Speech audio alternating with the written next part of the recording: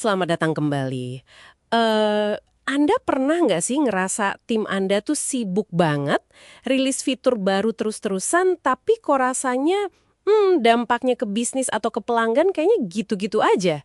Rasanya kayak lari di tempat ya, banyak energi keluar, tapi nggak nyampe-nyampe ke tujuan gitu. Iya, itu problem yang umum banget sih di banyak perusahaan. Nah, hari ini kita mau coba kupas nih beberapa ide kunci dari buku Transformed. Ini karya Marty Cagan sama tim Silicon Valley Product Group. Buku ini ngebahas soal pergeseran ke model operasi produk yang katanya dipakai banyak perusahaan teknologi top dunia. Betul, model yang fokusnya beda banget sama cara kerja tradisional. Misi kita kali ini kita mau gali lebih dalam salah satu perubahan paling dasar yang diusulkan buku ini. Gimana sih caranya perusahaan bisa ngubah cara mereka menyelesaikan masalah? Biar bisa bikin nilai nyata, bukan cuma jadi, apa istilahnya, pabrik fitur. Pabrik fitur ya, istilah yang cukup ngena sih. Oke, mari kita bongkar bareng-bareng ya.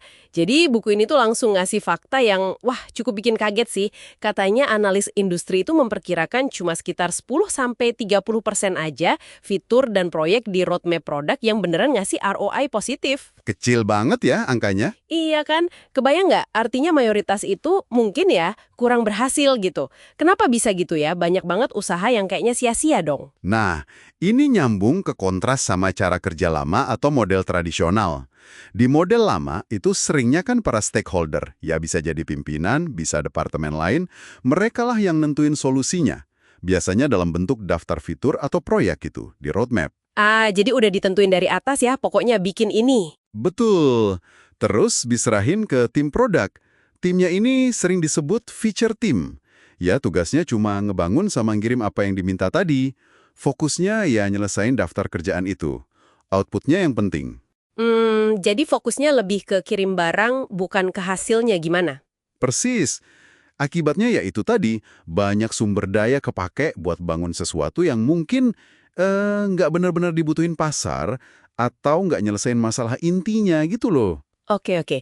Jadi kalau bukan daftar fitur nih yang jadi panduan, terus gimana model produk yang dibahas buku ini mengubah cara kerja tim? Mereka terima arahan kayak gimana dong? Nah, ini dia pergeseran kuncinya. Di model yang diulas di buku ini, tim itu nggak lagi dikasih daftar fitur buat dibangun. Tapi mereka dikasih masalah. Masalah bisnis atau masalah pelanggan yang perlu dipecahin. Atau bisa juga hasil, outcome spesifik yang pengen dicapai. Contohnya gimana tuh outcome? Misalnya, targetnya nurunin churn rate sekian persen. Atau naikin konversi sekian persen. Nah, tim ini dikasih wewenang penuh, diberdayakan, buat cari solusi terbaik, biar outcome itu tercapai. Diberdayakan. Ini kedengarannya bagus ya. Tapi maksudnya diberdayakan dalam praktek sehari-hari, tim itu kayak gimana? Apa aja yang mereka lakukan? Pemberdayaan ini tuh wujudnya lewat proses yang namanya product discovery. Ini bukan sekedar brainstorming biasa loh ya. Ini tuh serangkaian teknik cepat.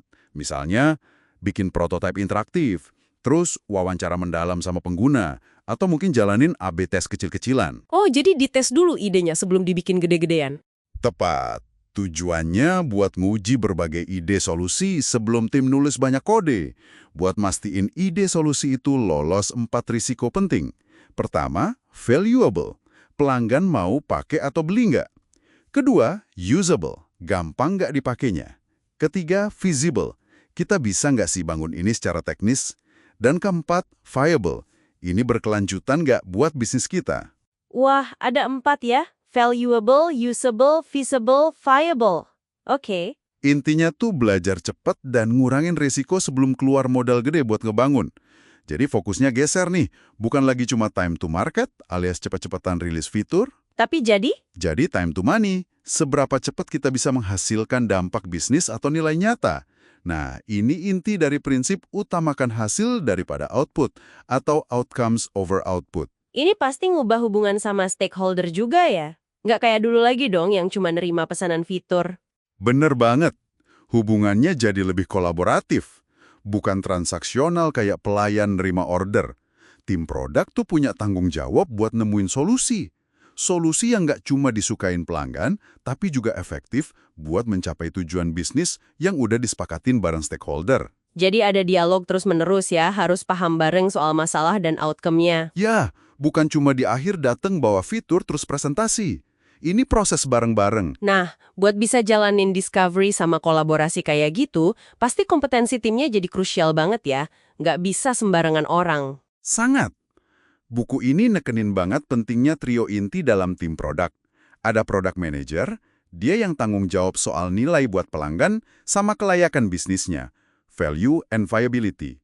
Terus ada product designer, dia yang mastiin pengalaman pengguna oke dan gampang dipakai, usability. Sama satu lagi, tech lead, biasanya insinyur senior, yang ngurusin kelayakan teknisnya, visibility. PM, designer, tech lead. Oke. Mereka bertiga ini harus kerja bareng, intensif banget, dari awal proses penemuan solusi. Bukan model estafet, kayak di metode lama, di mana kerjaan dilempar satu-satu. Kolaborasi erat mereka inilah yang jadi mesin buat nemuin solusi efektif. Oke, kebayang. Jadi ada tim yang kompeten, proses discovery-nya jalan. Nah, coba kita tarik lebih luas nih. Buat Anda yang lagi dengerin, kenapa sih pergeseran cara mecahin masalah ini penting banget buat dipahami? Mungkin buat diadopsi juga. Ya, karena ini kuncinya, Mas. Kunci buat secara konsisten bisa mempercepat time to money tadi. Gimana caranya biar hasil nyata dari investasi teknologi Anda itu cepat kelihatan? Bukan cuma ngerasa sibuk ngirim kode melulu. Biar nggak buang-buang sumber daya ya. Betul, banyak perusahaan inovatif yang kita kagumi itu kerjanya begini. Daripada ngebuang mungkin 70 bahkan 90% sumber daya buat bangun fitur yang salah atau kurang nendang dampaknya, mending fokusnya buat belajar cepat, validasi asumsi dulu, dan mastiin apa yang akhirnya dibangun itu benar-benar mecahin masalah yang tepat dan ngasih nilai yang bisa diukur. Menarik. Bahkan ada contoh menarik juga di buku ini. Kadang, cara terbaik buat naikin outcome itu malah dengan ngehapus fungsionalitas yang udah ada. Lo kok dihapus? Iya, kalau ternyata fitur itu udah kepake atau malah bikin pengalaman pengguna jadi ribet, menghapus itu bisa jadi solusi buat ningkatin outcome. Wah, oke. Itu mindset yang beda banget ya. Jadi intinya nih ya, kalau boleh saya rangkum sedikit, kita perlu gerak dari mentalitas pabrik fitur yang fokusnya ke output, alias ngelesain daftar kerjaan, menuju ke tim yang diberdayakan buat nemuin solusi terbaik atas masalah nyata dan fokusnya ke outcomes, hasil yang terukur buat bisnis dan pelanggan, gitu ya? Tepat sekali. Jadi ini bukan soal kerja lebih keras aja, tapi kerja buat hal yang benar-benar penting gitu ya? Persis. Dan yang menarik lagi nih, gimana caranya kita bisa mulai transisi ke arah sana? Mungkin nggak perlu langsung rombak total kan? Nah, ya tuh. Gimana caranya? Buku ini ngasih satu tips praktis yang bagus. Coba deh ubah roadmap yang mungkin sekarang isinya daftar fitur, jadi roadmap berbasis hasil atau outcome-based roadmap. Caranya gimana tuh ngubahnya? Simple aja sebetulnya. Buat setiap item fitur yang ada di daftar Anda sekarang, coba tanyain 2 pertanyaan dasar ini. Pertama, masalah inti pelanggan atau bisnis apa sih yang sebenarnya mau kita pecahin pakai fitur ini? Oke, tanya kenapanya dulu ya. Iya, kenapanya? Terus yang kedua, gimana kita nanti bakal ngukur keberhasilan kita dalam mecahin masalah itu? Apa metriknya? Jadi harus jelas juga cara ngukurnya. Betul. 2 pertanyaan ini aja udah bisa mulai ngegeser fokus kita loh. Dari sekedar apa yang kita bangun, jadi ke kenapa kita bangun ini, dan apa dampak yang kita harapkan. Wah, itu tips yang praktis banget sih mau dicoba. Oke, jadi ini pemikiran penutup yang bagus nih. Coba deh, Anda yang lagi dengerin renungkan sejenak, ada nggak satu fitur atau proyek di roadmap Anda sekarang yang bisa Anda coba bingkai ulang pakai 2 pertanyaan tadi? Apa sih outcome atau hasil nyata yang sebenarnya pengen Anda capai dengan itu? Ini bisa jadi langkah awal yang mencerahkan banget buat Anda eksplorasi lebih lanjut bareng tim Anda.